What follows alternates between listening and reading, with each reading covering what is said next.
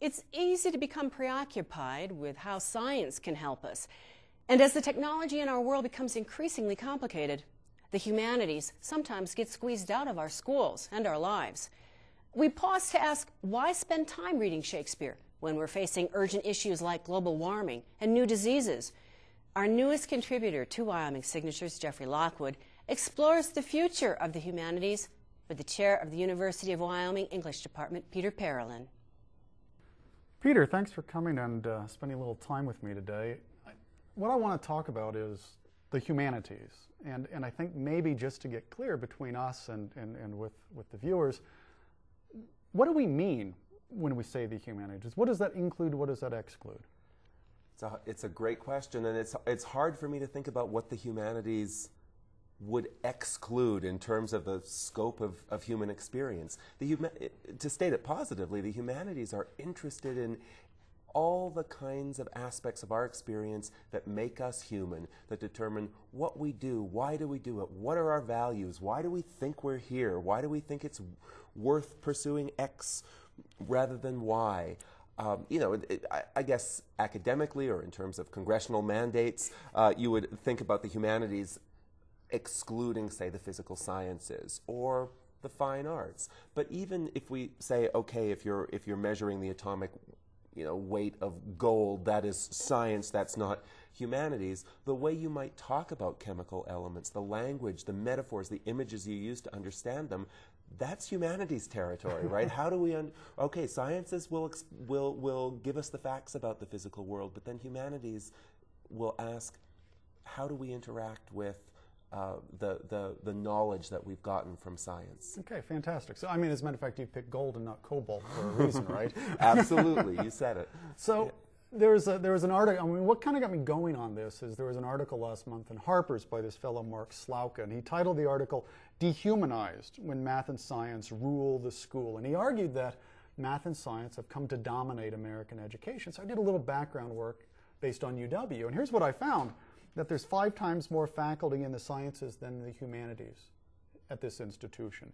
There's twice as many courses in the sciences as the humanities. There are 5 times as many degrees offered in the sciences than in the humanities. And it just seems that science and technology has become central to our society.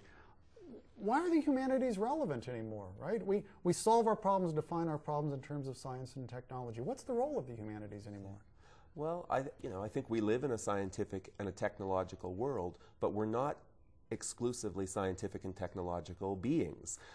Human beings do not live by bread alone or by science and technology alone. These things are really important. Our education system needs to prepare us to be scientifically, technologically equipped, but when we also have to attend to questions about what makes us uniquely human. Also, how do we use our technology? How do we use our science? It's one thing to come up with a science that builds the nuclear bomb, but then we also have to ask questions about what does it mean to have that kind of terribly destructive capacity? How do we use it? In what kinds of contexts? What does it mean for us to be unleashing, in this case, unheralded powers of destruction? The humanities are important because they enrich our lives, right? They get us to ask deep questions about ourselves as individuals and as societies. And I think in Slauka's article that you refer to, the humanities are really, really important as well because they engage us civically. Slauka argues, and I couldn't agree more, that the humanities foster a questioning spirit. They make us less inclined to accept wisdom just on authority. They want us to be skeptical. They want us to be humanistic inquiry, helps us question our most cherished beliefs. And these are the very values and habits that are necessary in citizens of a democracy. If you let those kinds of habits go, you slide down a slippery slope where you're not prepared to be a good, informed, questioning citizen.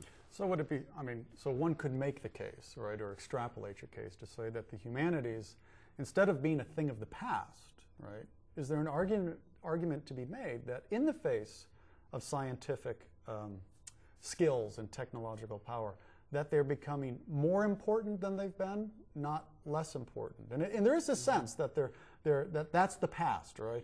History, English, philosophy, right? That was the old school. The dead white males. Right, exactly. So are you suggesting that in fact, it's the opposite, that the humanities are becoming more important to our species, our survival, sustainability, than they've actually been in the past? I'd sure like to think so. I would make that argument.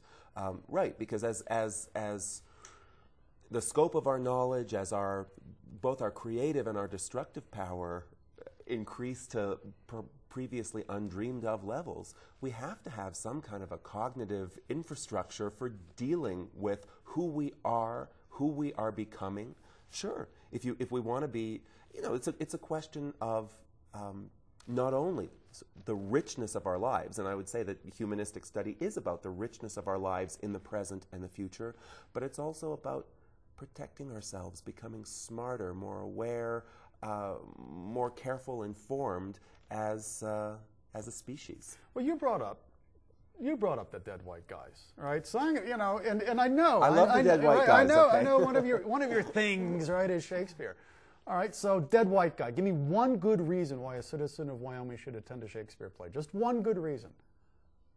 There's so many good reasons, Jeff. Can I only give you one? Give me your best one. If I had to give you my first one, it would be pleasure. It would be pleasure. I think there is a value in pleasure for a healthy human being and a human mind, in laughter, in pleasure, in experiencing the greatness of a beautiful story well told. But I'm not going to just limit myself to one reason. Well, because I didn't think I was going to win that one.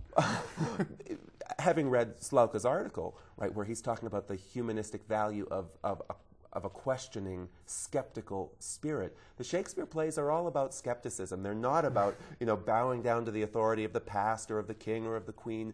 He tells stories in which there is conflict, in which authority figures are subject to the hardest kind of scrutiny, in which multiple perspectives clash. And I think it's valuable for us, for me as an individual, for you as an individual, for us as a society, to test multiple perspectives against each other, and to question what we see with our eyes. Great. So the reason we go to Shakespeare, right, is hedonism and subversion, right? That's what the humanities promise us, right? Okay. Right, is skepticism and pleasure.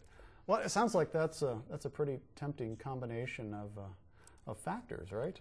I think so. When I teach Shakespeare, one of the greatest pleasures that I have in relation to my students is somebody will come to me and say, "Oh, I thought this was going to be a boring class. It would have nothing to say to me, but was I ever wrong? I get it, and I see that it's relevant, and I love it, and I want to read more plays on my own, or I want to go and see productions on my own."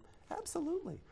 Okay, so here's another way of casting this whole thing, say, in terms of institutional resources. Here's my last little figure here, and I thought this was particularly intriguing. I counted up the number of faculty and degrees in business, right, which is not a knock on business, very important, and the number of faculty and degrees in the humanities, right? And if you look at those numbers, my conclusion is that we invest more social resources at the University of Wyoming and devote them to making money than we do to making human beings. Should we worry about that? I think so. You bet. I'm a biased figure. I deeply believe in the power and the utility of the humanities, and you overlook certain aspects of what it means to be a human being to your own cost individually and larger as a society. Well, thanks very much. So I think maybe the sense that we ought to be making humans as much as we're making energy, technology, science, and money in Wyoming is where we'll leave this, and I think it's a powerful place and message to put out there for the consideration of everybody in the state. Thank you, Peter. Well said, Jeff. It's a pleasure. Thank you.